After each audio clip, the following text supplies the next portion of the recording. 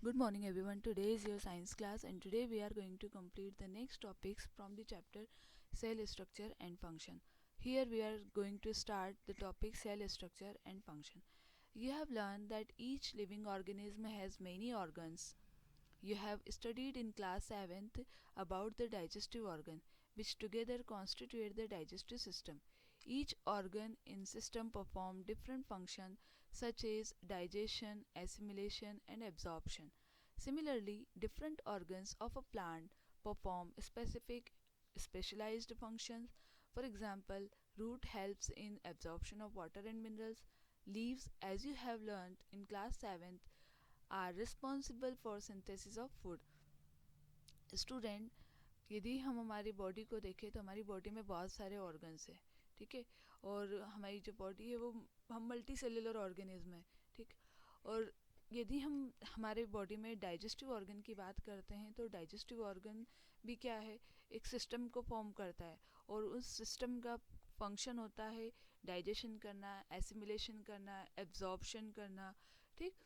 और इसी तरह से अगर हम प्लांट्स की बात करें तो प्लांट्स में भी डिफरेंट पार्ट्स होते हैं और उन पार्ट्स के भी क्या होते हैं, डिफरेंट डिफरेंट फंक्शन होते हैं. Suppose if we are talking about the function of root, the function of root is absorption of water and mineral. As well as when we talk about what is the function of leaf, the function of leaf is synthesis of food. As well as it also help in exchange of gases because stomata are present on the surface of the leaf. So each and every part have different function.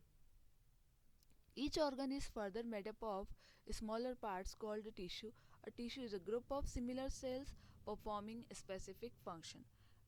Students, यदि हम बात करें कि tissue कैसे बना है तो tissue is a group of same cells which have similar structure and similar function. मतलब ऐसे सेल्स का ग्रुप जिनका फंक्शन सेम होता है, जिनका स्ट्रक्चर सेम होता है और जो सिमिलर सेल से मिलकर बनी होती है, मतलब उस ग्रुप को ही कहा जाता है टिश्यू.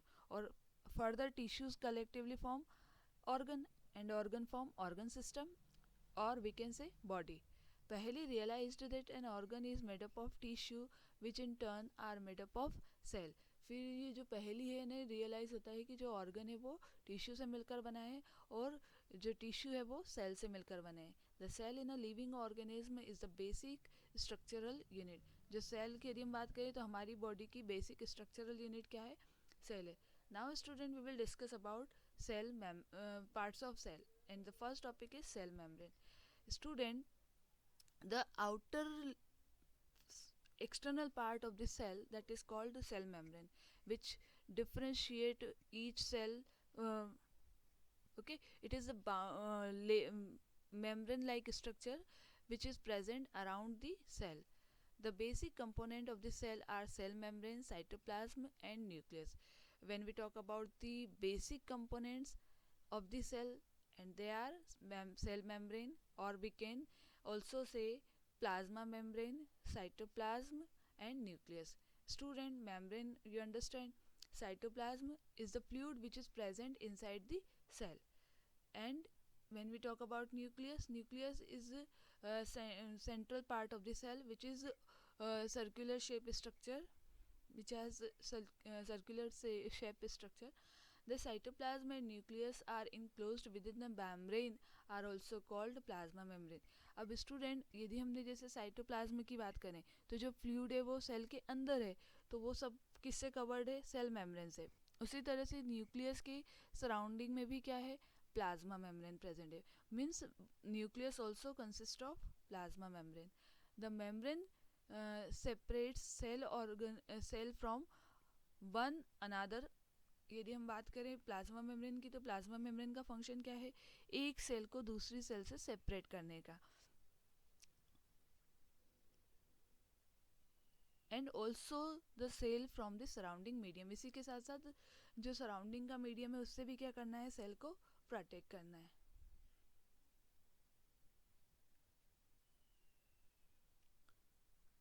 अब इसका स्ट्रक्चर यदि आप देखोगे बेटा तो प्लाज्मा मेम्ब्रेन के बीच बीच में माइन्यूट पोर्स होते हैं और उन पोर्स का फंक्शन होता है कुछ स्पेसिफिक सब्सटेंस के मूवमेंट को अलाउ करना. The membrane is porous and allows the movement of substance और मटेरियल्स बोथ इनवर्ड और एंड आउटवर्ड। अब इसका जो पोरस मेम्ब्रेन होने के कारण ये इसका कुछ मतलब इसमें ऐसी टेंडेंसी होती है कि कुछ स्पेसिफिक सब्सटेंस के मूवमेंट को इनवर्ड या फिर आउटवर्ड अलाउ करती है। और ये कहाँ पर होता है? Between the nucleus and the cell membrane as well as one cell to another cell.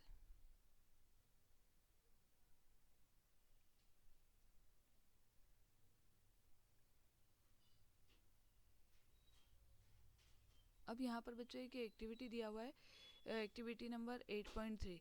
In order to observe the basic component of the cell, take an onion pulp, remove the dry pink covering of the peel. You can easily separate these fleshy white layer of the bulb with the help of forceps or even with your hand. You can also break the onion pulp and separate out thin layer. Place a small piece of the thin onion peel in a drop of water on the glass slide. The thin layer can be cut into smaller pieces with the help of blade or forceps. Now add some drops of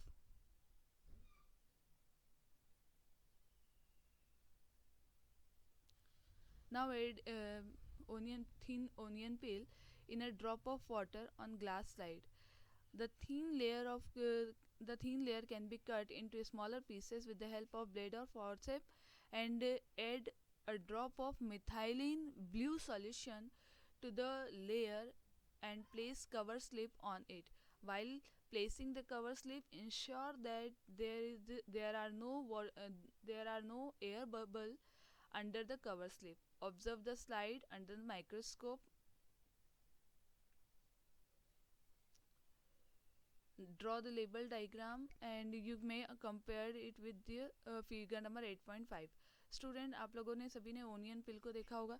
onion पिल को आपको क्या करना है, उसकी एक पतली सी layer निकालना है। ओनियन पिल की जो एकदम ट्रांसपेरेंट मेम्ब्रेन लाइक स्ट्रक्चर निकलती है, ठीक है, उससे हम क्या करेंगे, रिमूव करते हैं। और रिमूव करने के बाद में आपको स्लाइड पर उसे रखना होता है। रखने के बाद में आप क्या करेंगे, इस पर कुछ मिथाइल ब्लू की ड्रॉप्स डालेंगे। किसी और अदर इंडिकेटर का भी हम डाई का भी हम यूज़ कर सकते हैं, बट मिथाइल ब्लू आप अगर आप अवेलेबल है तो आप उसका यूज़ कीजिए। और उसके बाद में हमें क्या करना है, पतली स्मॉल साइज़ की ग्लास कवर स्लिप्स आती हैं, मैं आपको दिखा दूंगी कैसी होती हैं वो। और उस कवर स्लिप को आपको क्या करना है, after methyl in blue you will cover the cover slip on this slide. Then under the microscope we observe such kind of structure. Here the nucleus is very clearly you can see, as well as cytoplasm. Under the microscope you can easily observe, and some compartment like structure you will see. These each compartment is called cell. अगर आप इस individual compartment को देखोगे तो ये क्या है, अपने आप में एक सेल है। और इसकी स्लाइड बहुत अच्छी बनती है बच्चों।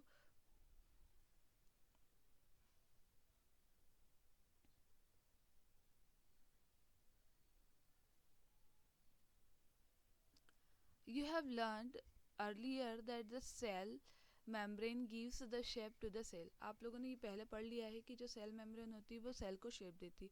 In addition to the cell membrane, there is another outer layer in cell of plant called cell wall. अगर हम बात करें कि जो प्लांट्स होते हैं उनमें प्लांट्स में क्या होता है, सेल मेम्ब्रेन के अलावा एक और आउटर लेयर होती है। कहाँ पर? सेल मेम्ब्रेन के बाहर, जिसे कहा जाता है सेल वॉल, जो कि सेल्यूलोज से बनी होती। This additional layer surrounding the cell membrane is required by the plant for protection. और इस सेल मेम्ब्रेन का सेल वॉल का फंक्शन क्या है, सेल को प्लांट को प्रोटेक्ट करना है। इसीलिए स्टेम्स जितने भी जो होते हैं वो एकदम रिजिड होते हैं, हार्ड होते हैं, बिकॉज ऑफ सेल वॉल। और ये प्रोटेक्शन किससे करता है, variations in temperature, high wind speed, atmospheric moisture etcetera, they are exposed to this variation because they can not move. और इसी वेरिएशन के कारण ये मूवमेंट नहीं कर पाते। Cells can be observed in the leaf of peel, Tradescantia, Elodea और Rhoeo. ठीक है, you can prepare a slide